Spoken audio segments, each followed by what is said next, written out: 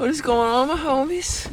We are out on the lake, and there's two things we're looking for: fish and my fingers, because I can't feel them. It is freaking cold, dude. The dog is cold, I am cold, but I don't think it's going to inhibit, oh thank you, I don't think it's going to inhibit the fish to bite.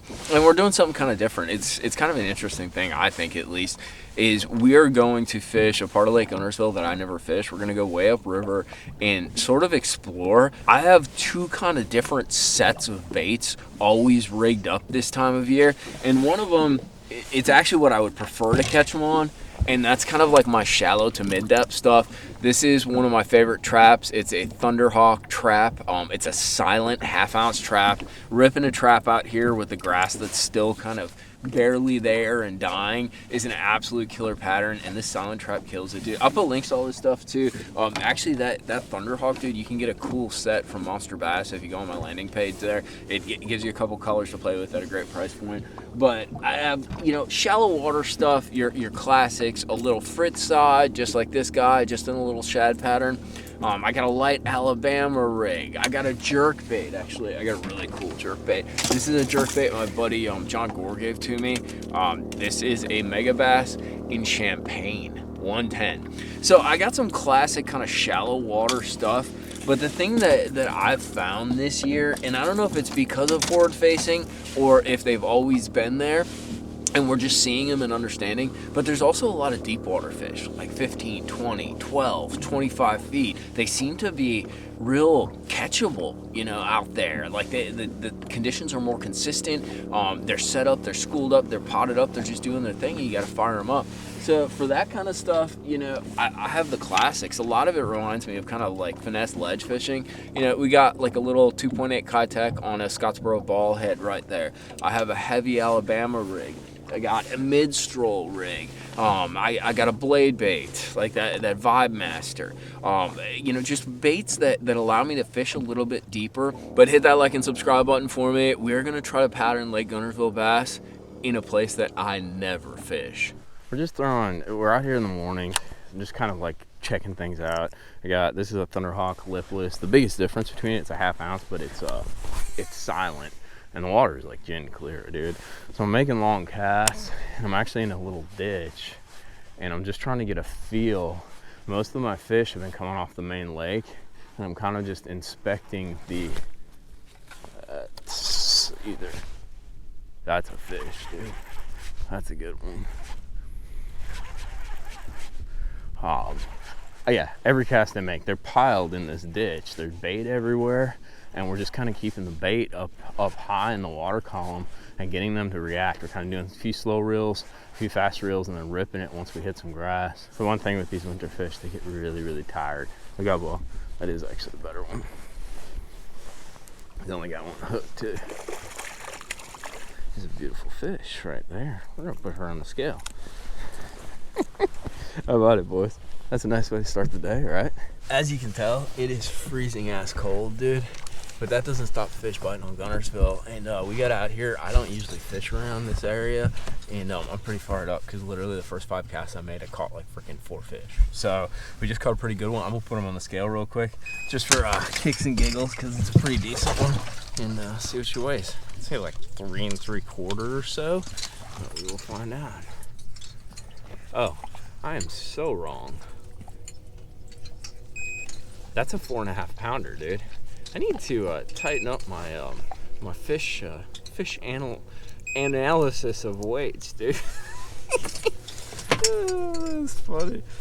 That's I think I'm catching bigger fish than I think. That's a beaut, dude. We're gonna get her back and see if we can't hook up on some more on that trap. Back time to go. Peace out. The real art of any trap, like I love this Thunderhawk, dude. It has no rattle. It has a super, super soft vibration, but the art of any trap is making a long cast. And I'm fishing it a little deeper. It's like 5 foot, 6 foot. So I do keep my rod tip up. This is a 7.3 medium Halo XD3. Oh, I got bit. I got 12-pound test, but I kind of like keep my rod tip up and sort of slow roll it, almost pendulum it a little bit, and then I'll do some lifts. But the real key is finding the cadence. Sometimes they want it just reeled. Sometimes it's all about that right there, like ripping it out of the grass, or just ripping it in open water. That's something that a lot of guys don't do. Is, you know, if there's no grass or nothing to hang the trap on, they never rip the trap. And I catch a lot of fish ripping it in open water. But I just start by trying to like tick the grass, doing that slow retrieve, yo-yoing it a little bit, and really finding, is it the rip? Is it a slow kind of continual retrieve? You got to kind of find that nuance that sets them off. And sometimes it changes throughout the day. But once you find it, you get a ton of confidence in it, and it's a great way to cover water. You can fish a lot of water pretty darn fast between the bomb cast and just fan casting around. It's really efficient.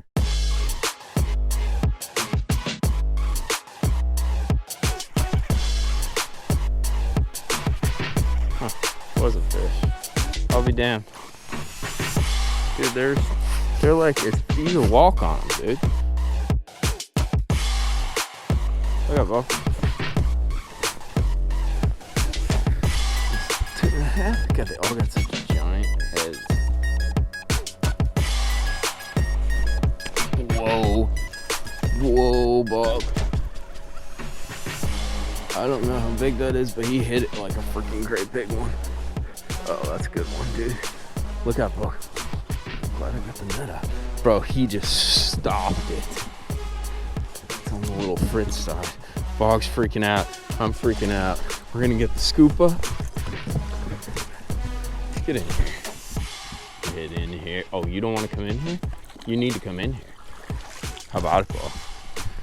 Bro, like came over, not as big as I thought, but he came over and absolutely, like a tick, like a tunk. He slashed it. He didn't even have it in his mouth. We're gonna throw him on a scale. I think it's like 2.5, 3 pounds, but we'll see which goes. I'm telling you, if this turns into one of those epic crankbait shows, I will be stoked, dude. I love catching them on a trap, and I love catching them on a square bill this time of year. It is a ton of fun. All right, so I got a 443. I don't think this one's gonna be quite as big, but she'll help the cause. And the way she bit it, she deserves to be weighed, dude. Because that was like a spotted bass bite, dude. I mean, just shredded it. All right, 306. Put her in that square. Bro, I mean, knocked it. So I think we got like 7 pounds, 7.5 pounds. Yeah, 749, if you guys can see that. Just, it's a first like hour, maybe 45 minutes in the morning. Not a bad start. Seriously? That's a freaking shiner, dude. I feel like I'm in Florida. That's a golden shiner. Bog, we should put this thing on a hook and throw it back out. Catch a great big one. That's weird. Whoa, look up, Bog. That might be a good one. Bro, he came up and freaking smoked it. Yeah, that's a decent one.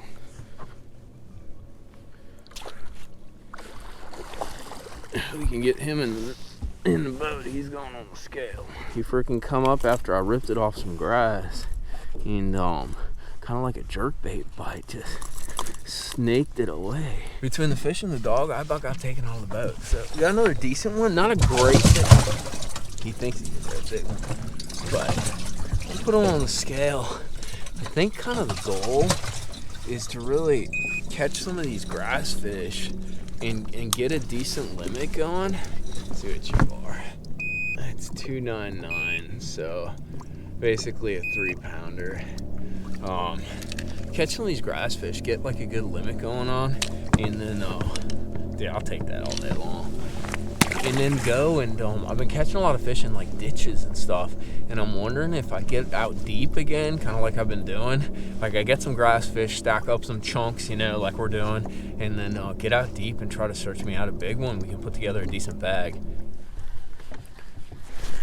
There she is. That might be. Oh, did she pull out? No. Bog, look out. That might be a great big one, dude. She's stuck in the grass. No, that's a great big one. Look at that bug. Come here, get in the scooper. That's a great big one, dude. That's exactly what we needed. We stuck with this trap for a little bit longer, and yeah, that's a donkey tron right there. I got bog all up in my business. That's a grown Lake Guntersville bass right there, boys. That's what we're looking for. Bog, we're gonna put her on the scale. Scooch. Yeah, we're on one of those days when you can't feel your fingers, but you really just don't care. Yeah, throw your hands in the air. This one's gonna help. We got, let's see here, we got basically 11 pounds on 3 fish. This one is freaking thick shoulders. So this is definitely, dude, she's angry. She's barely hooked, and glad I got the scooper up and kept pressure on her because she was not, she's not gonna stay with us very long. Let's see what she comes in at. 4, 5, 1. That'll definitely help the cause. Dude, that's a great big one. That's exactly what we needed. It's gonna put us at like 15 pounds with 4 fish. Look at, dude, this is a Guntersville bass. Short and stocky, dude. That's just beautiful. Dude, what a gorgeous fish. Gonna go back down, do your thing? Yeah. I'm pretty stoked about how we caught them shallow, but what I wanna do just to be balanced is sort of duplicate kind of what we were doing like a couple weeks ago, fishing some of those offshore fish in the ditches way out deep, maybe catch them on those spots. Right now we need like 1 fish. I haven't been weighing like the 2-pounders, but if we catch like a 3-pounder or something, I'll put it on the scale. But we're gonna go and look at some of this offshore stuff, and we're gonna focus on breaks, you know, like steeper kind of drops. Pick up that A-rig, pick up that glide bait, maybe even the Kitech and that little mid-stroll rig, that FFS deal, and try to pick a few off, see if we can even find some schools, and then kind of make an assessment. Do we go back to the grass? Do we go back shallow and really kind of work on these fish that we found in the morning? Or do we stay out deep and try to pick off a big one?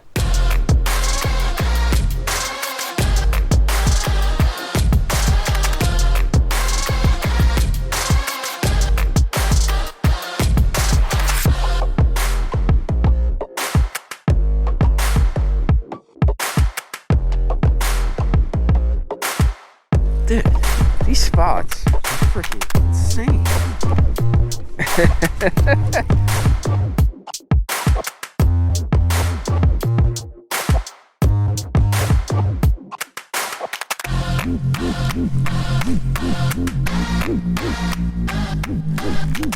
There she is. I don't know what that is, but it feels pretty big. That is a balloon spot. We're gonna weigh that one. Just on a rig. I haven't been super successful with some of the deep stuff. I figured I caught so many fish in the grass. I'm like, you know what? I need to go and kind of check some of this deep stuff before I lose my focus. We're putting her on the scale. Can you say colder and windier? I don't know how much this guy's gonna help, but he might help a little bit. We have 15 pounds on 4 fish right now. So I always want to add a spot to the limit. There's nothing wrong with that, right? Yeah, that's what I thought. That fish is 308, and we'll add her to the limit because that's 18 pounds, and it's a beautiful limit because it includes 1 spotted bass. I think we're gonna go back and, you know, I'll be honest with you, I really want to catch them offshore because I think there's some giants offshore, but that grass bite is just calling to me. I'm gonna play around a little bit more. We're fishing some of these main lake ditches, basically where it like cuts in and out.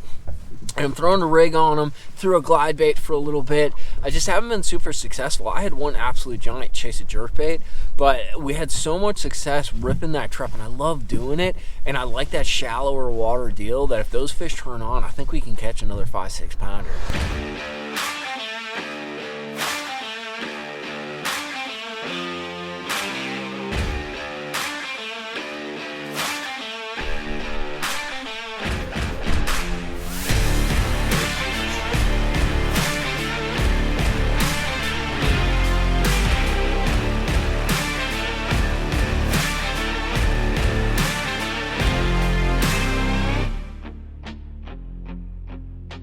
Well, I managed to find my fingers, but I lost my nose, dude. It's cold, boy. But we caught them pretty good, and I'm not gonna lie, I'm kind of stoked about like coming to a place that I literally never fish and putting 18 pounds on the boat. That's what we ended up with, and even 18. And we caught them kind of doing 1809. I mean, nothing super duper fancy, but we caught them doing like different things, which I thought was kind of cool. You know, our main focus, and I absolutely love this thing, dude.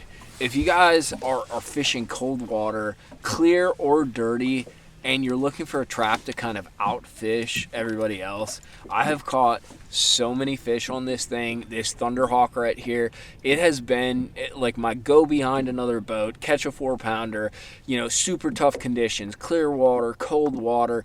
It's really just been a super powerful tool for me. The silent thing has something to do with it. It's also a very slender and rounded edge bait. It doesn't have that hard flat top that a lot of traps have. So the vibration is very subtle. It does take a little to learn how to fish it, because you're not feeling that like with a red eye shad, you know, that return, you know, that continual connection and vibration. But I think that's the reason it actually catches them, dude. And it catches some bigs, and they absolutely inhale it. The other thing that we caught them on when we were shallow, we caught them on kind of everything. You know, we threw a 110, caught them on that, caught them on an Alabama rig. But this guy caught one of the big guys, and that's that Fritz side. This thing, day in and day out, just as a flat-sided crankbait, is sick, dude. Whether you're using the big version, this is actually the smaller version. I got my new crankbait rod too. This is that Halo XD3. It's a cranking rod with the Shimano. It's got the chip in it, so it doesn't backlash as bad. Both the trap and the crankbait are on 12-pound test. It's enough stoutness to land a 6-7 giant pounder, but at the same time, it allows me to keep the bait deeper and gives me good castability.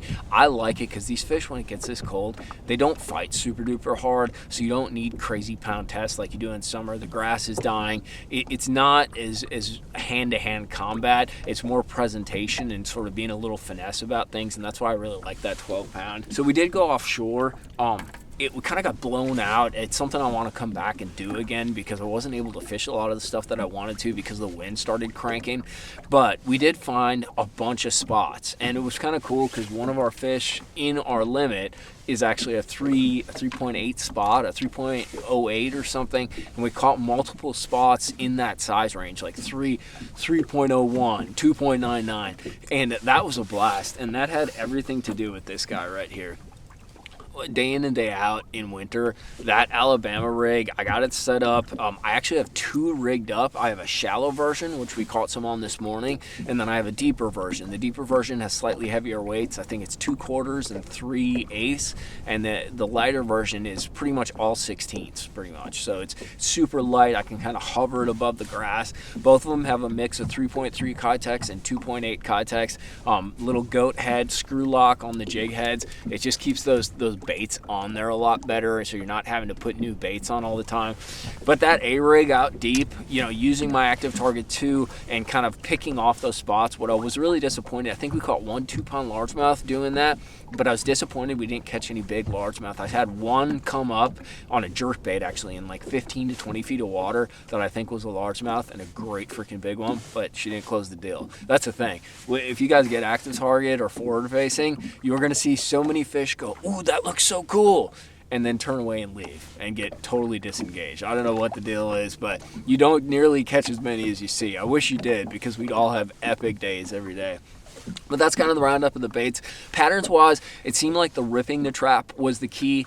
The shallow bite definitely was more consistent, unless I hit a pot of spots. That retrieve was either kind of that slow rolled kind of retrieve with that Fritz side, just kind of ticking the grass. If I get hung up, I'd give it a little kind of tug and rip it off the grass, and it would stall for just a second. And it was the same concept with that trap, with that Thunderhawk. It really seemed like you'd kind of slow roll it, slow reel it. And I'm using a 721, so it's a pretty fast reel, but I kind of slow roll it, keep my rod tip up, and the moment I'd feel just a little bit of grass, I'd pop it, or I'd give it a big old rip. And I do rip the trap where I kind of get the rod over my shoulder, and I really think it kind of brings that trap up, and it hits a sort of like climax point, and it stalls when you have that rod a little bit behind your back. It makes it a little bit difficult to hook the fish if they do eat it when it's kind of stalled, but getting the bite's the most important thing, and that comes first. I really enjoyed it. It was fun catching fish. fish dirt shallow and then way out deep, dude. It's a hell of a day, and 18 pounds ain't nothing to be shy about. So hope you guys enjoyed this video. If you got anything to add or any recommendations on things I should have done, drop them down in the comments box. I'll put links to everything that we talked about at Monster Bass and Tackle Warehouse. We'll see you next time back out on the water hanging out with my man Bogacorn.